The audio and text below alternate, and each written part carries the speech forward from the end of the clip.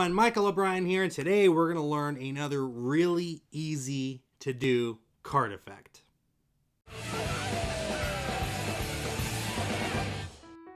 Hello my friends, and welcome back to another Advice for Magicians video where my goal is to help make you the best possible entertainer that you can be. Now in today's video, we're going to do another sort of advice for beginners tutorial. I'm going to teach you guys a couple of techniques that you can use to do some really cool magic, and we're going to routine them together, disguised as sort of a way to cut right to any selected card. So we're going to learn how to do that right in this video. But before we do that, let's go ahead and take a look at the performance. Hey everyone, Michael O'Brien here, and today we are going to find a card just by cutting to it, just like this. That simple. It's going to be really cool. Watch. We'll go ahead and have a random card chosen. It doesn't matter which one. Go ahead and have a look at this one. Memorize that card, and we'll place it back into the deck just like this. Okay? Now, I don't want you to think that the card is at the top of the deck. I don't want you to think it's at the bottom of the deck, okay? It's somewhere in here lost, and only I know how to find it. You see, the way to do it is really simple. You just give the deck one cut, just like that. Just by giving the cards one cut, I'm able to cut right to your four of spades. Now, I know what you're thinking. Michael, that was really cool, but can you do it again? Okay, don't worry, we'll do it again. We'll place the card into the deck one more time, just like this. And again, I'll show you it's not on the top. It's not second, third, fourth, fifth, or even sixth from the top of the deck. Of course, it's not on the bottom either. It's somewhere in the middle of the deck. And this time I'll find it, I'll even cut to it face up, and I'll do it without looking. I think it's right about there. Just that quick, just that easy. All right, so as you saw, it's pretty cool and really simple to do for the most part. I even did that last one where I looked away and did it and make yourself look all cool. You could do it blindfolded if you want to. It doesn't matter because it really is just so easy to perform, right? Now, before we actually launch into the tutorial, just a couple of announcements. If you have not already done so, make sure to click that subscribe button and don't forget to ring the bell. That way you know every time I upload a new video. If you'd like to support the channel for just $1 a month, consider clicking that join button and become a Mob Squad member. Members get access to a bunch of really cool stuff, including tutorials, early access to videos, emojis, badges, and even discounts at O'Brien Magic Shop. All this stuff for just $1 a month. And I'll even shout you out right here on the channel. So let's go ahead and say hello to some of our newest members. Please say hello to Fred Bally and Eddie Quinones. Thank you guys so much for becoming members. It's because of you. Oh, there we go.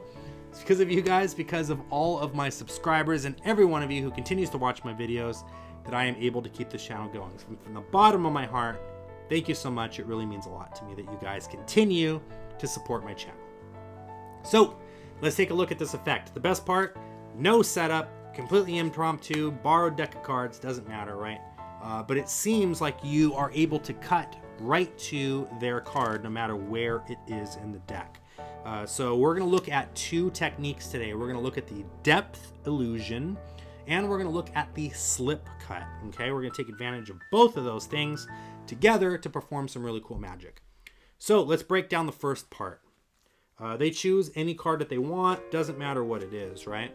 While they're choosing their card and looking at it, so in this case it's the Jack of Hearts.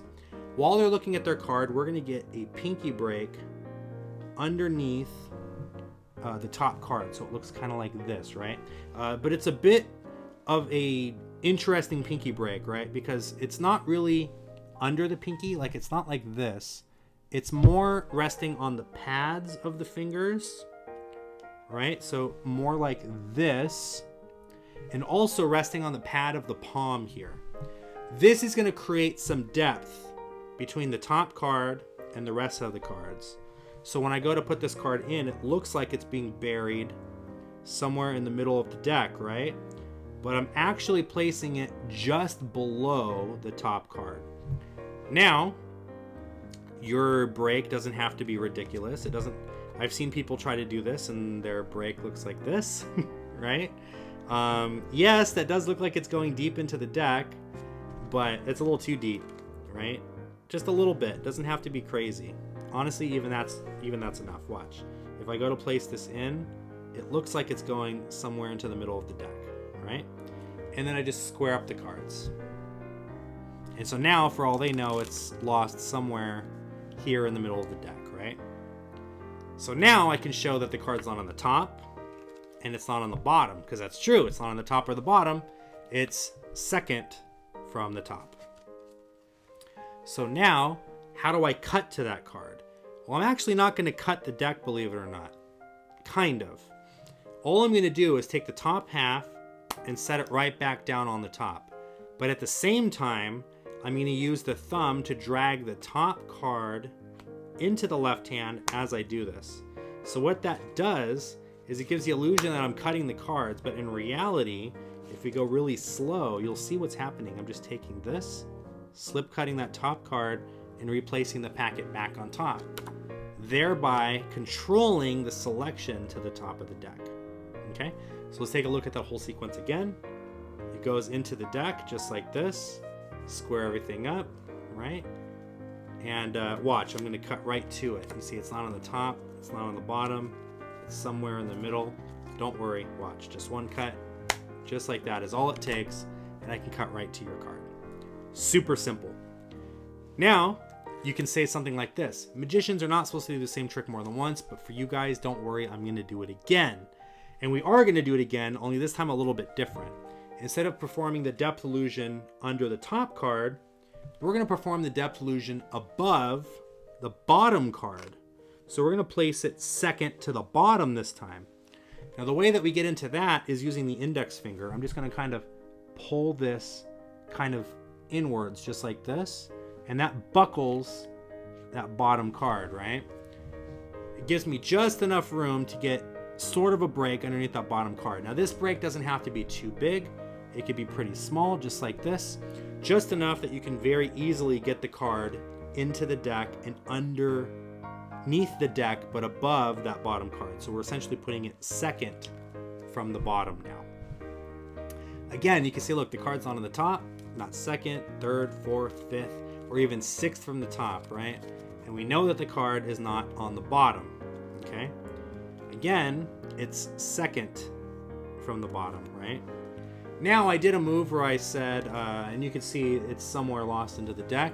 If you want to be able to do this move, all you're going to do is just spread out the cards, but just make sure that you don't spread that block of cards at the bottom of the deck so that they can't see that it's hiding underneath the second from the bottom card.